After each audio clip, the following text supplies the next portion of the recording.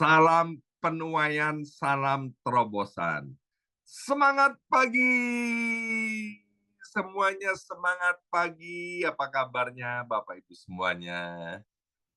Iya, senang sekali hari ini Jumat tanggal 7 Maret 2025 boleh bersama-sama dengan Bapak Ibu yang dicintai oleh Tuhan ya. Kita semua dicintai, semua kita sudah dipanggil dan dipilih oleh Tuhan menjadi milik kepunyaan Tuhan, menjadi anak-anak Tuhan dan diberi hak, diberi kuasa sebagai anak-anak Allah. Baik, Bapak Ibu sekalian, mari kita buka Alkitab kita dan kitab Markus pasal yang ke-7 ayat 24 sampai dengan ayat 30. Markus pasal 7 ayat 24 sampai dengan ayat 30. Dalam Alkitab saya, terjemahan Indonesia ada judulnya yaitu perempuan Siro-Fenisia yang percaya. Mari kita baca mulai ayat yang ke-24. Lalu Yesus berangkat dari situ dan pergi ke daerah Tirus. Ia masuk ke sebuah rumah dan tidak ingin seorang pun mengetahuinya. Tetapi kedatangannya tidak dapat dirahasiakan. Ayat yang ke-25, malah seorang ibu yang anak perempuannya kerasukan roh jahat segera mendengar tentang dia. Lalu datang dan sujud di depan kakinya. Perempuan itu seorang Yunani keturunan Siro-Fenisia. Ia memohon kepada Yesus untuk mengusir setan itu dari anak perempuannya. Lalu Yesus berkata kepadanya, kepada ibu ini, biarlah anak-anak kenyang dahulu, sebab tidak patut mengambil roti yang disediakan bagi anak-anak dan melemparkannya kepada anjing. Tetapi perempuan itu menjawab, benar Tuhan, tetapi anjing yang di bawah meja juga makan remah-remah yang dijatuhkan anak-anak. Lalu kata Yesus kepada perempuan itu, karena kata-katamu itu, pergilah, setan itu sudah keluar dari anakmu. Perempuan itu pulang ke rumahnya, lalu didapatinya anak itu berbaring di tempat tidur dan setan itu sudah keluar. Bapak Ibu sekalian, Yesus sedang berada di daerah Tirus, wilayah orang-orang non-Yahudi. Kemudian perempuan Siro-Fenisia yang kita baca tadi, dia adalah seorang Yunani, bukan orang Yahudi. Datang dengan permohonan bahwa anaknya perempuan itu juga punya anak perempuan, ya, kerasukan roh jahat. Kemudian Yesus menguji iman perempuan itu dengan berkata bahwa roti hanya untuk anak-anak dan tidak diberikan kepada anjing. Lihat Bapak Ibu sekalian, perempuan ini tidak tersinggung, ya. Jadi orang jangan gampang tersinggung. Perempuan ini tidak kecewa meskipun derajatnya disamakan dengan anjing. Bahkan yang luar biasa, perempuan ini tidak menyerah. Justru sebaliknya, dengan kerendahan hati dan dengan penuh iman, ia tetap meminta belas kasihan daripada Yesus. Bersama saya ucapkan, meminta belas kasihan dari Yesus. 2, 3, meminta belas kasihan dari Yesus. Karena iman perempuan ini, kita sudah baca tadi, Yesus akhirnya memberikan kesembuhan bagi anaknya. Ini bicara tentang bahwa iman perempuan ini menembus batas budaya dan tradisi Bapak Ibu sekalian, ya. Sebab sekali lagi Tadi kita sudah baca bahwa perempuan ini orang Yunani, orang yang non-Yahudi. Ya, karena iman inilah maka kemudian mujizat ya itu terjadi. Nah, ibu ini tidak melihat batasan, ia tidak melihat dirinya sebagai orang asing atau seorang yang tidak layak untuk menerima pertolongan dan mujizat daripada Tuhan. Ya, ia hanya melihat satu hal, Yesus adalah satu-satunya jawaban bagi anaknya. Pertanyaan sebelum kita lanjutkan, ketika kita menghadapi tantangan, ketika kita menghadapi masalah dalam hidup ini, mungkin kalau kita beri ukuran SML, ya masalahnya small atau medium, atau large, atau bahkan ada yang di antara kita bilang, aduh masalahku udah amat sangat besar, Pastor. Pertanyaannya, apakah kita melihat ke depan dengan mata iman, atau kita menyerah karena keadaan kita? Apakah kita berani melangkah maju dan percaya mujizat pasti aku alami? Hari ini kita akan belajar dari kisah perempuan Sirofenisia ini tentang bagaimana terjadinya mujizat. Ya, dari pembacaan ini yang pertama, Bapak Ibu sekalian, ayo jangan pernah fokus kepada masalahnya yang sedang kita hadapi. Pujian tadi berkata, musim boleh berganti, ya, tetapi kasih Tuhan tidak akan pernah berubah kepada kita-kita ini. Jangan fokus kepada masalah, jangan fokus kepada persoalan kita, tetapi mari seperti perempuan ini, Bapak Ibu sekalian, fokuslah kepada Yesus, sebab hanya Yesuslah satu-satunya sumber mujizat, hanya Yesuslah satu-satunya sumber pertolongan, hanya Yesuslah satu-satunya sumber di atas segala sumber kehidupan kita. Kalau bicara tentang mujizat, seringkali kita membayangkan bahwa mujizat itu terjadi tanpa usaha dari kita.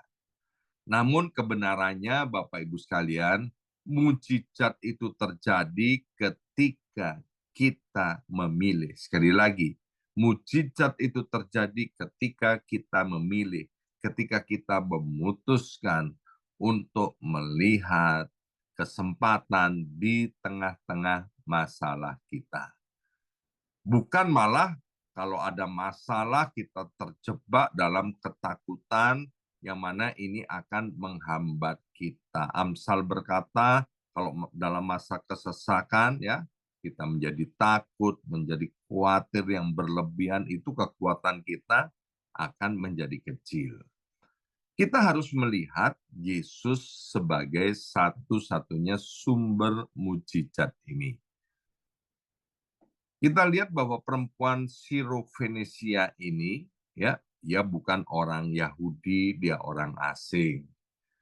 Waktu dia datang kepada Yesus, Yesus tidak langsung mengabulkan permohonan perempuan ini, ya. Tapi meskipun tidak langsung dikabulkan, ya, perempuan ini tidak putus asa. Tadi saya sudah katakan tidak kecewa, tapi justru dia tetap melihat ada kesempatan di dalam Yesus. Ketika kita menghadapi rintangan, Bapak Ibu sekalian, ayo jangan fokus lagi kepada rintangannya, jangan fokus lagi kepada masalahnya, jangan fokus lagi kepada persoalannya, tapi fokuslah kepada Tuhan Yesus. Alkitab berkata, adakah yang mustahil bagi Tuhan? Dan juga ayat yang lain berkata, tidak ada yang mustahil bagi orang yang percaya. Jangan pernah lihat seberapa besar masalah kita, Bapak Ibu sekalian. Tapi mari kita lihat betapa besarnya Tuhan kita. Saya dan istri seringkali berkata bahwa langit itu tahtanya Tuhan dan bumi ini tumpuan kakinya. Dalam bahasa sehari-harinya begini Bapak Ibu sekalian, kalau Tuhan itu duduk ya, langit itu tempat porsinya, sedangkan kakinya menjuntai ke bawah sampai ke bumi. Ini untuk menggambarkan betapa besarnya Tuhan kita. Bapak Ibu sekalian, tidak ada masalah yang begitu besar di hadapan Tuhan kita karena Tuhan kita adalah Tuhan yang amat sangat maha besar ya.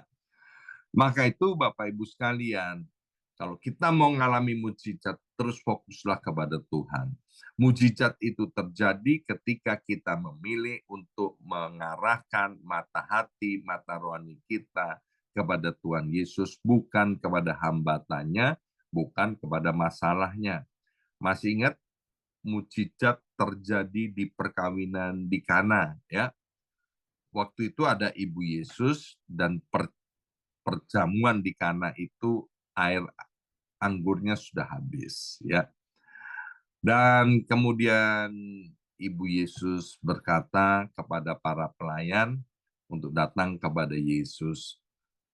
Dan kita lihat bagaimana ketika para pelayan ini datang kepada Yesus, singkat cerita akhirnya mujizat itu terjadi ya.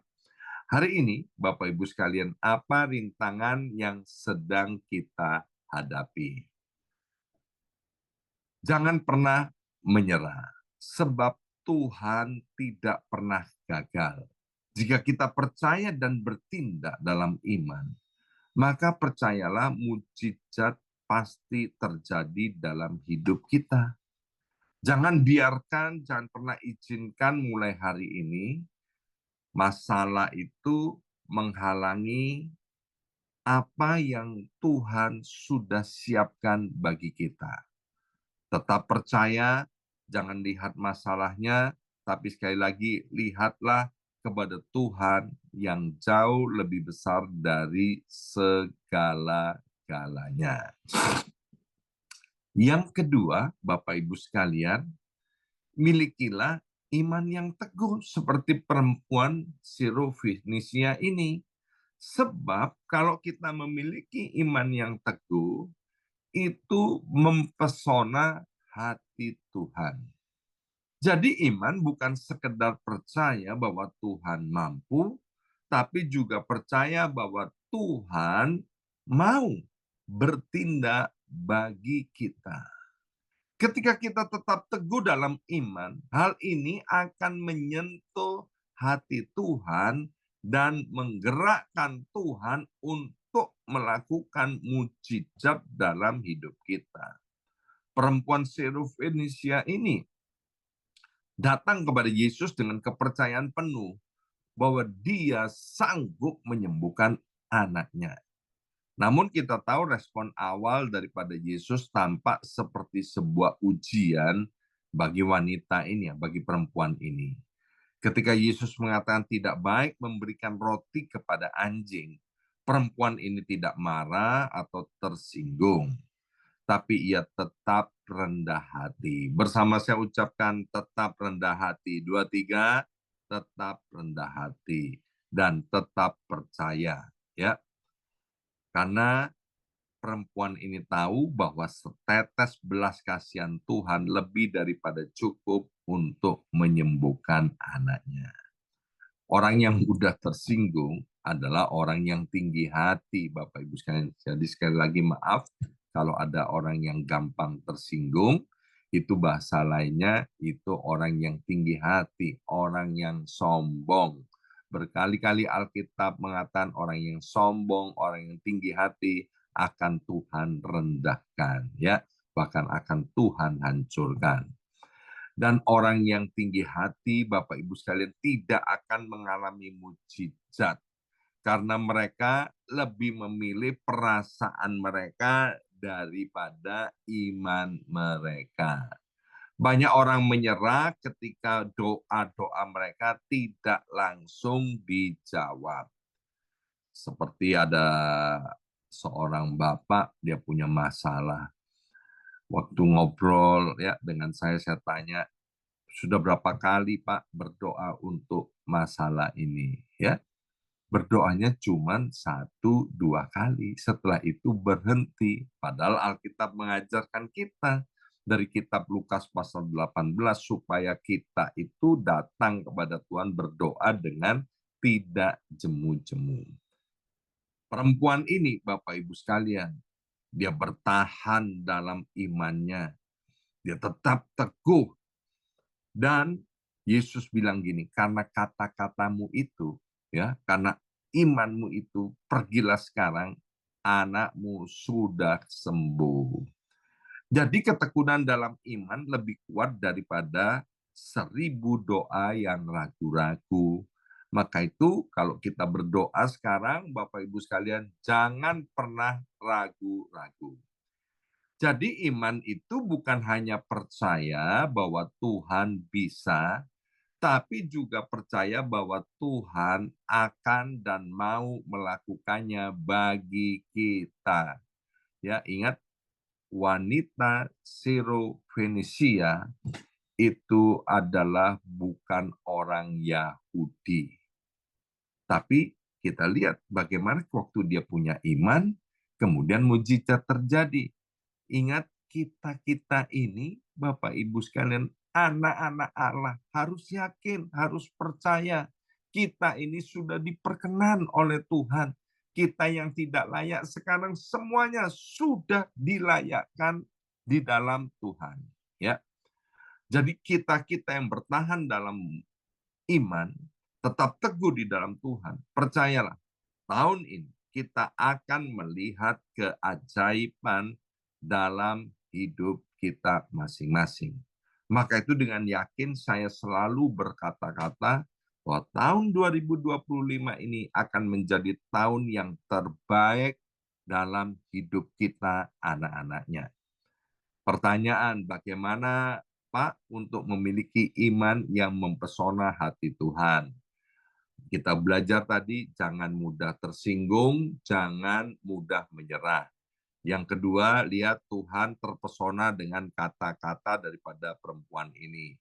Ayo Bapak Ibu sekalian, mulailah berkata-kata yang baik, yang positif, berkata-kata yang penuh dengan iman. Sebab mati dan hidup dikuasai oleh lidah, siapa suka menggemakannya akan memakan buahnya. Yang ketiga, kita percaya bahwa Tuhan bukan hanya bisa melakukan mujizat, tapi kita harus percaya Tuhan akan dan mau melakukan mujizat itu bagi kita ini. Dan yang ketiga, Bapak Ibu sekalian, kita harus percaya bahwa Tuhan akan melakukan mujizat itu lebih daripada apa yang kita pikirkan, lebih daripada apa yang kita bayangkan. Ketika perempuan ini datang kepada Yesus, ia hanya mengharapkan remah-remah, tetapi Tuhan memberinya lebih daripada itu. Tuhan tidak hanya menjawab sebagian daripada doa kita, tapi Tuhan akan menggenapi semuanya. Tuhan tidak pernah memberi setengah-setengah, Bapak Ibu sekalian, tetapi selalu memberi yang terbaik bagi anak-anaknya. Segala sesuatu yang berasal dari Tuhan selalu sempurna, cukup, dan penuh dengan kasih daripada Tuhan. Ketika Tuhan memberi, Dia tidak memberi dengan limpah, ya, tapi Dia memberi lebih berlimpah-limpah, bukan sekedar limpah, tapi berlimpah-limpah dan dengan kualitas yang terbaik.